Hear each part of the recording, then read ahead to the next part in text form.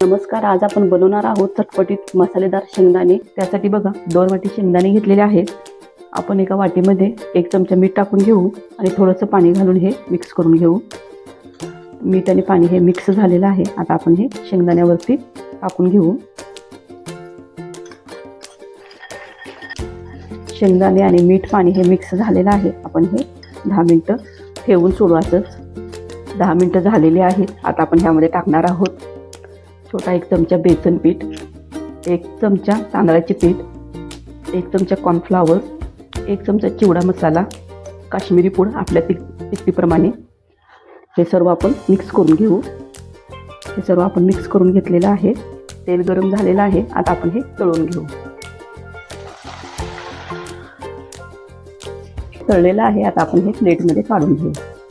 अशा पद्धतीने आपले हे मसालेदार चटपटीत शेंगदाणे तयार झालेले आहेत। धन्यवाद।